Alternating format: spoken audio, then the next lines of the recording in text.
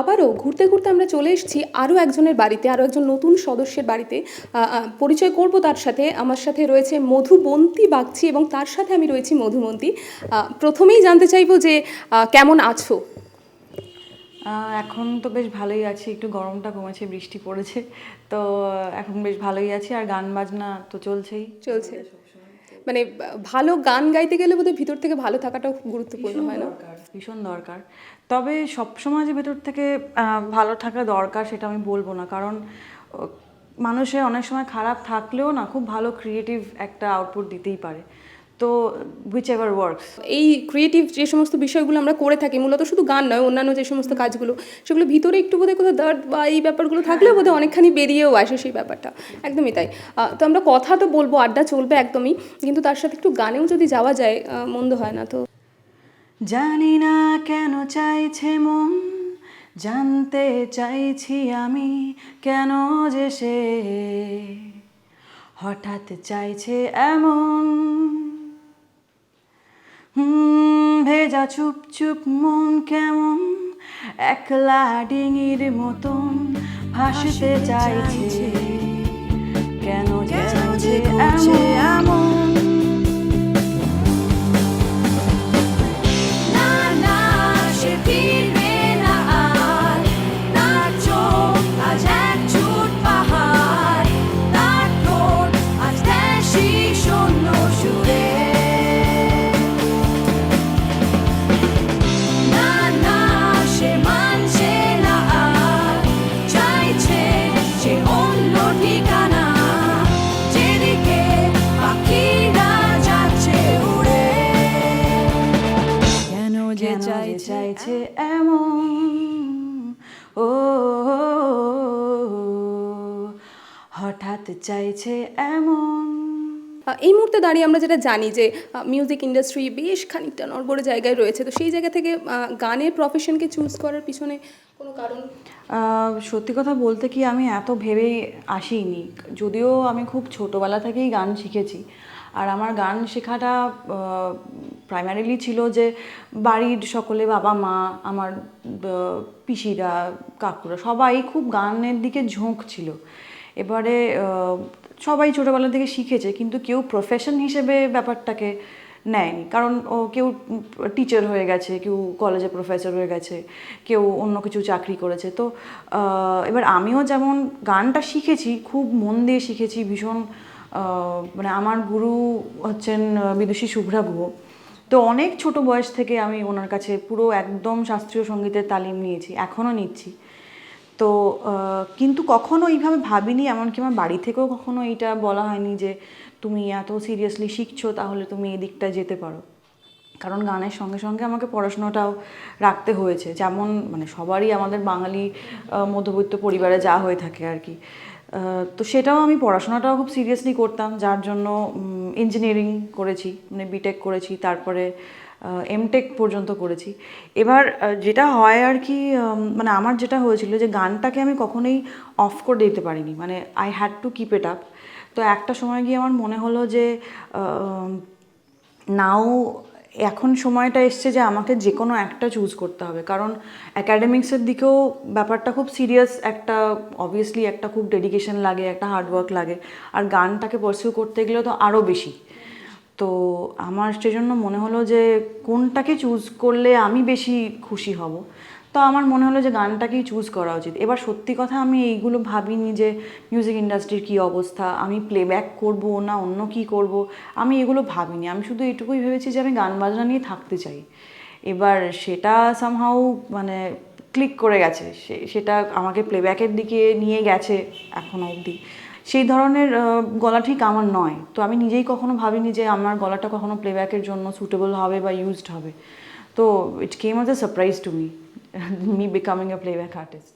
একদমই তাই। মানে তার সাথে সাথে তুমি তো মূলত এখন অবধি যতগুলো প্লেব্যাক করেছো বাংলা ছবিতেই করেছো, সেক্ষেত্রে মানে ফিউচারে কীরকম কী প্ল্যানিং রাখছো আর কি? ফিউচারে প্ল্যানিং বলতে দেখো, প্লেব্যাকটা কি হবে না হবে সেটা তো আমাদের হাতে নয়, কারণ সেটা কি সিনেমা হচ্ছে, কে মিউজিক করছে, তার কি গান বানানো হচ্ছে, সেটা আমার গলায় সুটেবল হবে কিনা সেটা কমপ্লিটলি আরেকজনের বা আরও কিছু অন্য লোকেদের ডিসিশন, আমার হাতে নয়।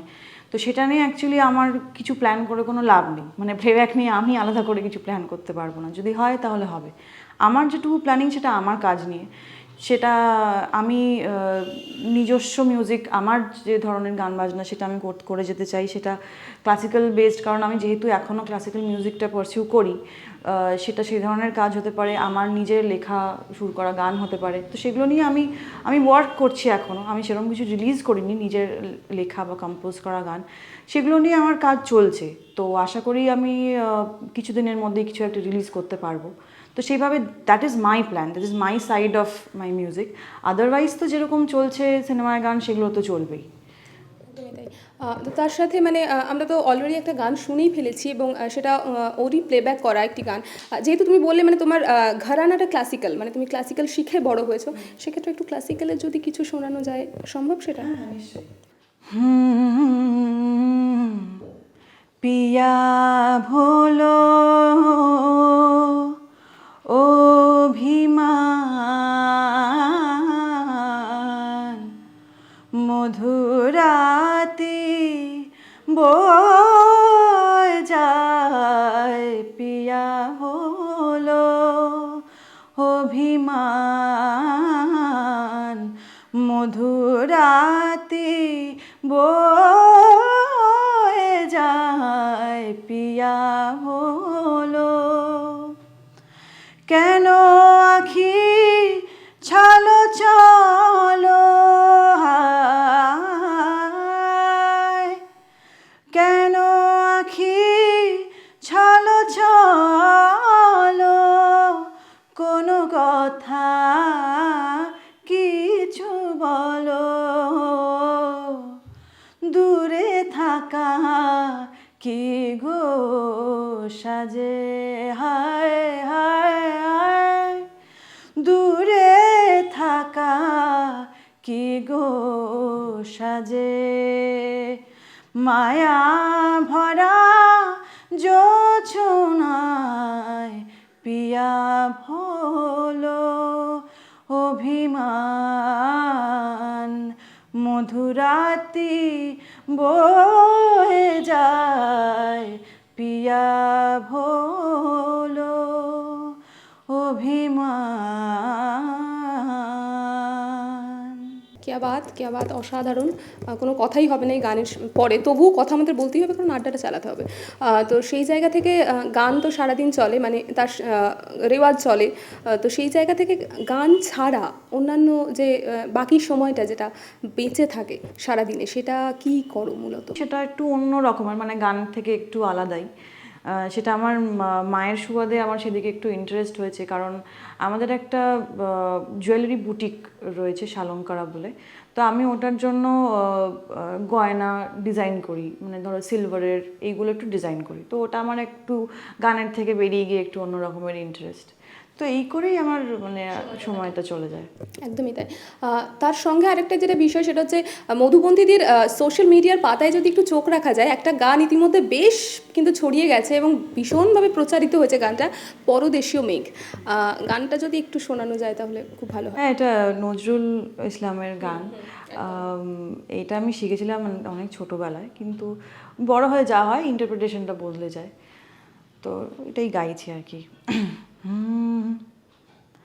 পরদেশী মেঘ যাও রে ফিরে, পরদেশী মেঘ যাও রে ফিরে, বলিও আমার পরদেশী রে, পরদেশী মেঘ যাও রে ফিরে, পরদেশী মেঘ যাও রে ফিরে, বলিও আমার পরদেশী রে, পরদেশী মেঘ।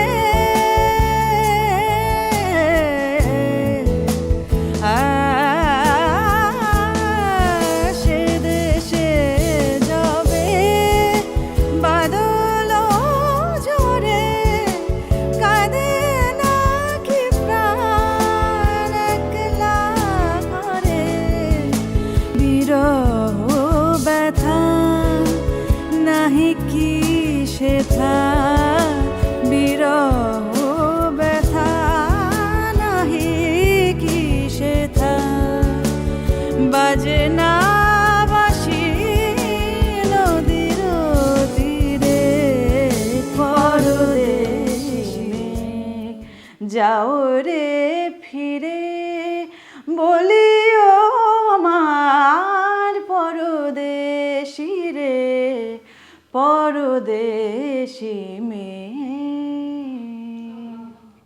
সাধু সাধু, মন ভালো করে দিচ্ছ তুমি।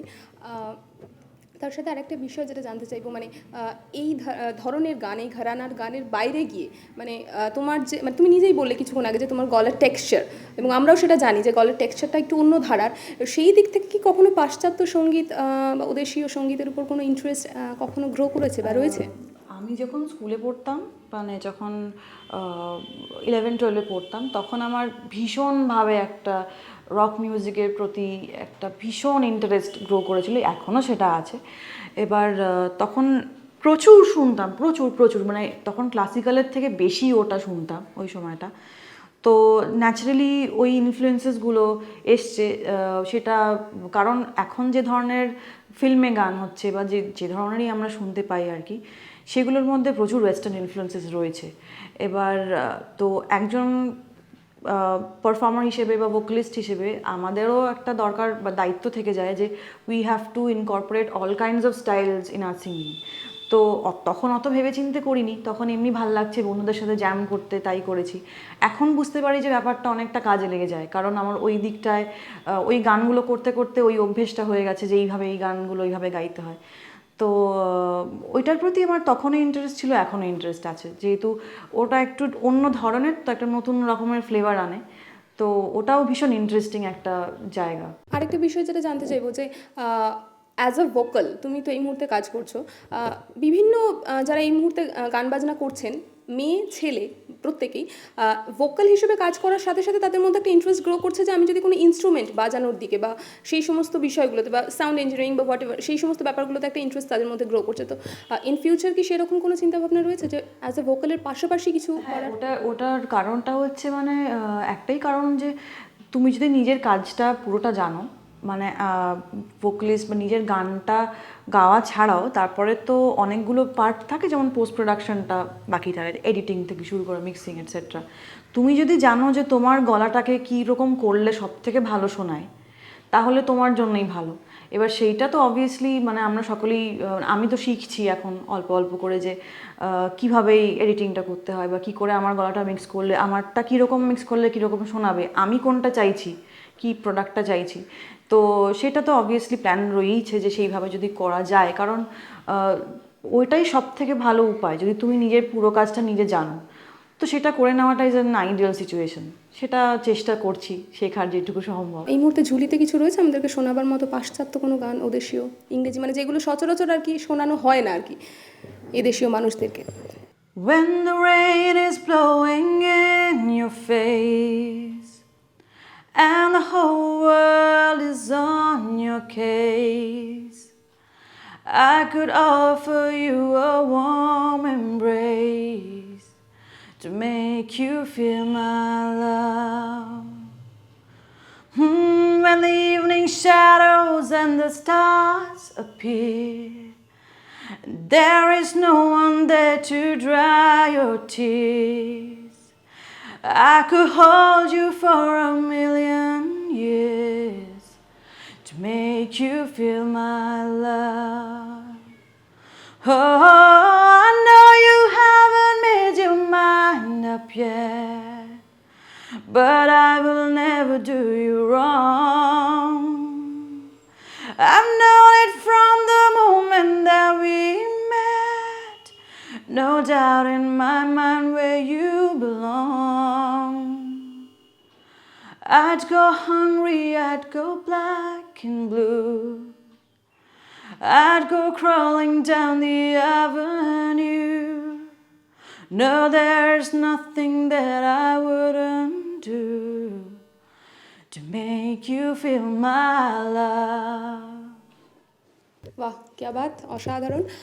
তার সাথে যেটা জানতে চাইবো, যে এই যে গান বাজনা তো চলছেই, তার সাথে শ্রোতা বন্ধু তোমার যারা ফ্যান যারা রয়েছে, তারা নতুন কাজ কি পাচ্ছে তোমার থেকে? নতুন কাজ বলতে আমি কয়েকটা প্লেব্যাক আমি করেছি, সেগুলো এখনও রিলিজ করেনি যেহেতু, সেজন্য আমি ওটা আগে থেকে বলছি না। সেগুলো আশা করি সবাই শুনতেই পাবেন। আর আমার নিজস্ব অনেকগুলো গান, মানে নিজের ভিডিও করার ভিডিও আর কি, ওগুলো বেরোবে, খুব শিগগিরই বেরোবে সেগুলো, তো আশা করি সবাই সেগুলো দেখবেন।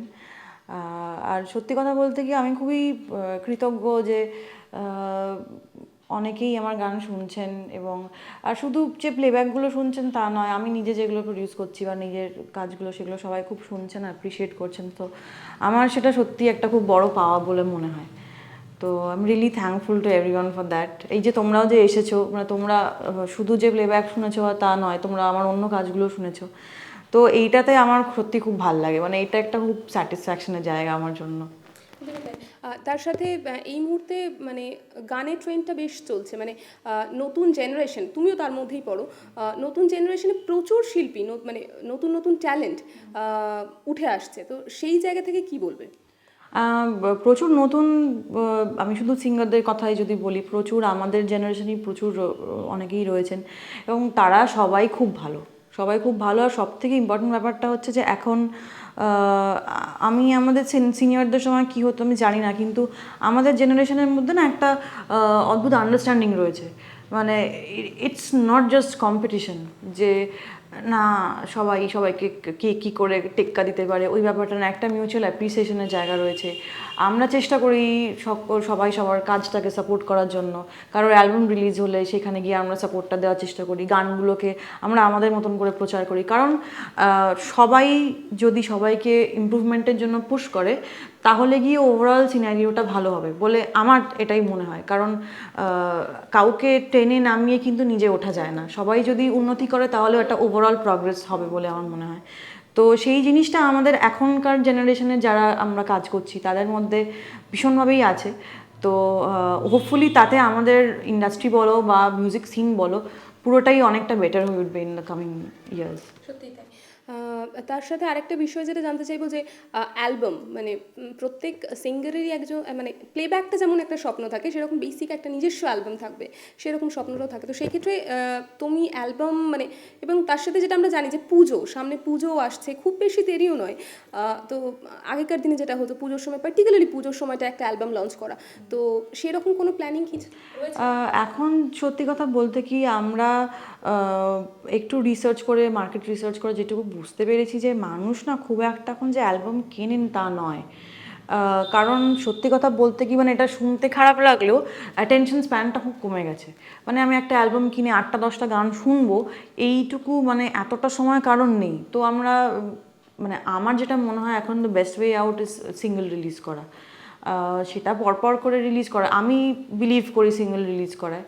তো আমার অ্যালবামে সেরকম কোনো প্ল্যান নেই, আমি সেটা রবীন্দ্রসঙ্গীত হোক কি নজরুলগীতি হোক কি নিজের গান হোক, যেটাই হোক আমি সবসময় সিঙ্গেল হিসেবেই সেটা রিলিজ করব।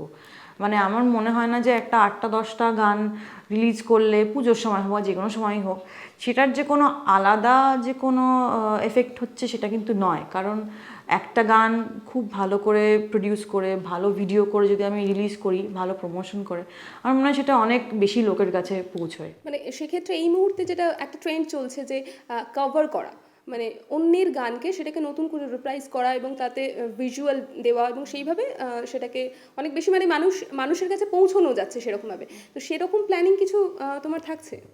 কাভার বলতে সেই রকম যে অন্য কোনো আর্টিস্টকে কাভার করা সেরকম আমি কিছু প্ল্যান করিনি।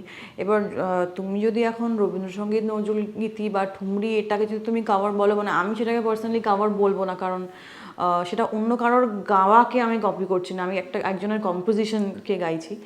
তো সেরকম তো আমি করেইছি, মানে রবীন্দ্রসঙ্গীতও করেছি, নজরুলগীতিও করেছি, ইনফ্যাক্ট অনেক ঠুমরি মানে করেছি, এবং সেরকম একটা প্ল্যানও আছে একটা নতুন সিঙ্গেল রিলিজ করার। সেটা কাভার না হলেও সেটা আরেকজনের কম্পোজিশন, সেটা আমার কম্পোজিশন নয়। এবার আমার ইচ্ছে আছে যে সেটা ছাড়াও আমার নিজের কম্পোজিশন রিলিজ করার, কিন্তু কাভার অ্যাজ ইন অন্য কোনো আর্টিস্টের গাওয়া গান সেইটাকে আমার ইন্টারপ্রেট করা সেরকম কোনো প্ল্যান আমার আপাতত নেই।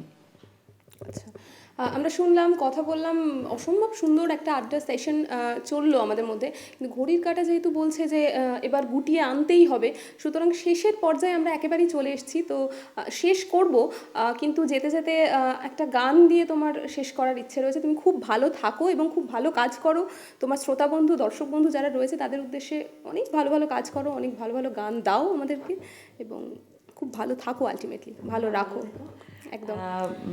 আমি যে গানটাতেই শেষ করব ওটা হচ্ছে আগের বছর রিলিজ হয়েছিল শুধু তোমারই জন্য। সেটাতে আমার একটা গান ছিল এগিয়ে দে বলে, সেই গানটা গাইছি। এটা গল্পকার, দেখো লিখছে কে, ভুলে অন্ধকার, আলো শিখছে কে। পথ চলতে হাজারো রকম, ওঠা পড়া এসেছে যখন, একা আমি তোকে তখন আগলে যাই। ঝাড়া ঝাপটা মৌসুম এলে, ফাঁকা একটু সময় পেলে, তোকে আমি আমার কথাও বলতে চাই। কিছু আকারে জানি নেই মানে, তোর সঙ্গে আজ আমাকে নে, এগিয়ে দে, এগিয়ে দে, তুই এক পা এগিয়ে দে, হাঁটতে চাই কয়েক পা তোর সাথে।